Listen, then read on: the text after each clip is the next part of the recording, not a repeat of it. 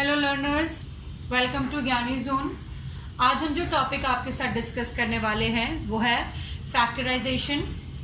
Factorisation का मतलब होता है एक्सप्रेसिंग एनी नंबर और any expression into the product of the factors of that number और दैट एक्सप्रेशन। कहने का मतलब है कि जब किसी नंबर को हम किसी दूसरे नंबर्स के मतलब उसके फैक्टर्स के प्रोडक्ट में एक्सप्रेस करते हैं तो इस प्रोसेस को फैक्टराइजेशन कहते हैं। जैसे कि देखिए यहाँ पर 30 को हम लिख सकते हैं 2 मल्टीप्लाइड विथ 5 मल्टीप्लाइड विथ 3। इसका मतलब है कि 2, 5 और 3 को जब हम प्रोडक्ट करते हैं तब हमें मिलता है 30। इट मीन्स दैट कि ये तीनों नंबर जो हैं वो 30 के फैक्टर्स हैं। सिमिलरली अगर ये चीज़ हम देखें उल्टे तरीके से तो हम कह सकते हैं कि 2 multiplied with 3 multiplied with 2 multiplied with 5 multiplied with 3 is giving me 30। जब हम इस प्रोसेस को इस तरह से देखते हैं तब इसका नाम हो जाता है मल्टीप्लिकेशन। लेकिन जब हम इस प्रोसेस को उल्टे तरीके से एक्सप्रेस करने की कोशिश करते हैं, मतलब कि नंबर को उसके फैक्टर्स में तोड़ने की कोशिश करते हैं, तब इस प्रोसेस को हम कहते हैं फैक्टराइजेशन। आज हम एल्जेब्राइक एक्सप्रेशन की फैक्टराइजेशन कैसे की जाती है उस पर ध्यान देंगे। बेसिकली एल्जेब्राइक एक्सप्रेशन के फैक्टराइजेशन को करने के कई तरीके होते हैं, लेकिन उसको करने से पहले हमें 3 स्टेप्स को दिमाग में रखना होता है। पहला, we need to look for common factor. Second, we have to look for identity. तीसरा, लुक फॉर मेथड। मतलब पहले हम देख लेंगे जो एल्जेब्राइक एक्सप्रेशन हमें दिया गया है उसमें कोई कॉमन फैक्टर है या नहीं। फिर देखेंगे कि अगर कोई कॉमन फैक्टर है तो उसको बाहर निकालेंगे। हम ये आपको एग्जाम्पल्स से दिखाएंगे अभी। उसके बाद देखेंगे कि वहाँ पर हम कोई एल्जेब्राइक आइडेंटिटी यूज़ कर सकते हैं या नहीं। तीसरे पे हम आएंगे, वहाँ हम फैक्टराइजेशन के कौन से मेथड्स को यूज़ कर सकते हैं। विथ एग्जाम्पल्स से आपको ये आपको ज़्यादा अच्छे से समझ आएगा। तो अब बढ़ते हैं एग्जाम्पल्स की ओर। हमारा पहला न्यूमेरिकल जो हम लेते हैं वो है 2x + 4।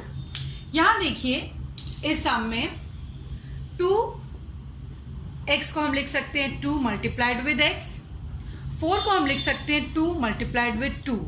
इसका मतलब है मेरे फर्स्ट पार्ट में भी 2 है और सेकंड पार्ट में 2 2 है, तो मैं एक 2 को सर्कल करती हूँ। यहाँ पर इसका मतलब है यहाँ भी एक 2 है, यहाँ भी एक 2 है। मैं अगर उस 2 को कॉमन ले लेती हूँ तो ये हो जाता है x + 2। इसका मतलब है जो कि अभी हमने स्टेप्स देखा था, पहला कॉमन फैक्टर देखना, दूसरा आइडेंटिटी देखना, तीसरा उसमें मेथड्स फैक्टराइजेशंस के मेथड इस्तेमाल करना। तो यहाँ हमने पहला कॉमन फैक्टर को देखा और ये 2 मल्टीप्लाइड विद x + 2 आया।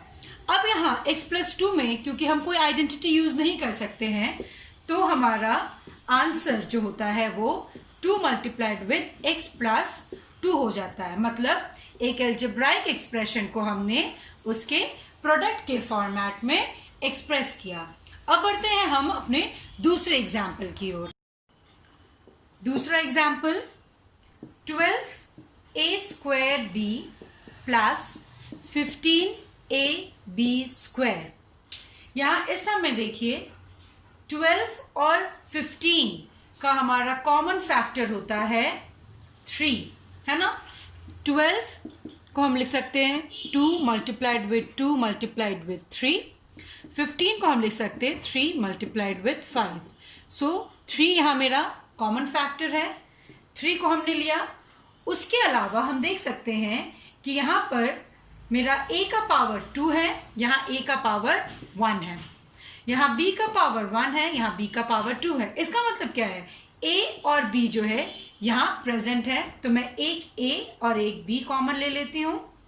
तो ये 12 को 3 से अगर मैंने डिवाइड किया तो मुझे मिलता है 4।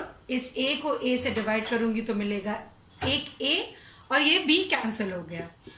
ये 15 अगर इस 3 को मैं डिवाइड करती हूँ तो मुझे मिलता है 5। ये a और ये a डिवीजन हो जाता है और मिल जाता है ये b। सो मेरा आंसर है 3ab multiplied with 4a plus 5b।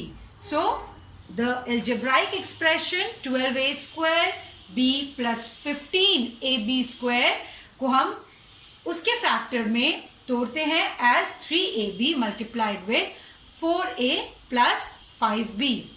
अब हम चलते हैं अपने दूसरे सम की ओर।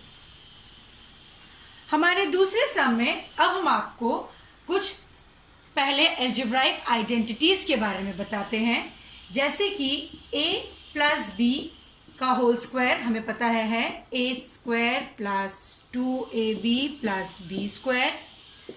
a minus B whole square है आपका a square minus 2ab plus b square. a plus B multiplied with a minus b को हम लिख सकते हैं a square minus b square. इन आइडेंटिटीज को यूज करके अब हम फर्दर अपने सम को और फैक्टराइजेशन को अच्छे से समझेंगे। तो हम यहां एक सम ले सकते हैं 16x square minus 4 by Y square.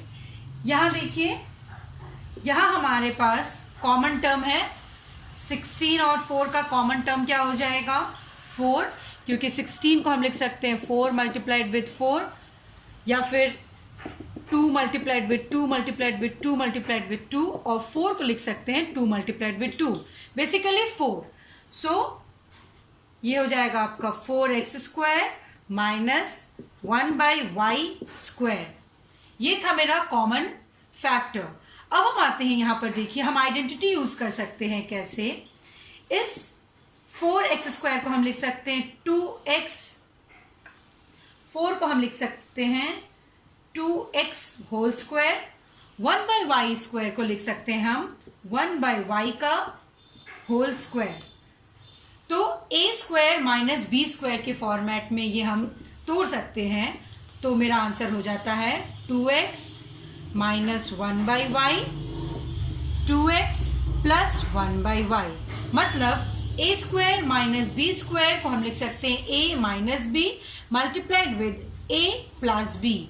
तो ये एक्सप्रेशन जो है आपका प्रोडक्ट फॉर्मेट में आ जाता है as 4 multiplied with 2x minus 1 by y multiplied with 2x plus 1 by y. अब हम चलते हैं अपने दूसरे सम की ओर, जिससे कि ये आपको और अच्छे से क्लियर हो जाए। अगले सम में बढ़ने से पहले हम रीग्रुपिंग के बारे में जानेंगे। रीग्रुपिंग किसे कहते हैं? रीग्रुपिंग का मतलब होता है, अगर आपके पास एक एक्सप्रेशन है 2xy plus 2y plus 3x plus 3, इसमें देखिए किसी भी टर्म में कोई भी नंबर कॉमन नहीं है, लेकिन अगर हम इन दो टर्म्स को एक ग्रुप में और इन दो टर्म्स को एक दूसरे ग्रुप में डालते हैं तो इस टर्म में हमको 2 और y कॉमन मिलेगा, यहाँ हमको 3 कॉमन मिलेगा। तो हम लिख सकते हैं 2y कॉमन रहेगा, यहाँ से x प्लस यहाँ कुछ नहीं बच रहा है लेकिन हम लिखेंगे 1 प्लस इन दो नंबरों से 3 कॉमन, यहाँ x प्लस यहाँ कोई नंबर नहीं है, इसका मतलब 1। अब यहाँ ये दो एक्सप्रेशन जो हैं वो आपके कॉमन में आते हैं। सो x प्लस 1 बचा हुआ यहाँ 2y प्लस 3। तो इस प्रोसेस को हम रीग्रुपिंग कहते हैं। हम इस मेथड से भी फैक्टराइजेशन करते हैं। अब इस रीग्रुपिंग को इस्तेमाल करके चलिए हम बढ़ते हैं अपने अगले सम की ओर। तो हमारा अगला सम है 25a² minus 49c² plus 28bc minus 4b²। ठीक है, अब यहाँ देखिए हम 25a² को लिख सकते हैं 5a² माइनस 49 को लिख सकते हैं 7c² प्लस 28 लिख सकते हैं 2 multiplied with 2 multiplied with 7 multiplied with b multiplied with c, और 4b² को हम लिख सकते हैं 2b²। अब यहाँ एक चीज़ आप नोट कीजिएगा कि ये जो टर्म है 2 multiplied with 2 multiplied with 7 multiplied with b multiplied with c, इसको हम लिख सकते हैं 2 multiplied with 2b multiplied with 7c, जो कि देखिए यहाँ पर a² प्लस 2ab वाले फॉर्मेट में आ जा रहा है। अब यहाँ से हम -1 कॉमन लेते हैं, लेकिन जनरली हम इस 1 को लिखते नहीं हैं। तो यहाँ से मेरे अब सारे टर्म्स के जो साइन है वो चेंज हो जाएंगे। जैसे कि ये -7c² था, अब ये +7c² हो गया। ये प्लस आपका हो जाएगा -2 multiplied with 2b multiplied with 2c, ये हो जाएगा प्लस 2b²। अब देखिए जैसा कि अभी हमने देखा, ये एक आइडेंटिटी है जिसमें a² minus 2ab plus b² है, और ये है हमारी आइडेंटिटी 7c माइनस 2b² की, मतलब a माइनस b²। अब ये एक्सप्रेशन अभी भी मेरा प्रोडक्ट फॉर्मेट में नहीं आया है। प्रोडक्ट फॉर्मेट में लाने के लिए अभी भी हमें स्टेप्स करने बाकी हैं। अब देखिए ये मेरा है a² माइनस b² के फॉर्मेट में।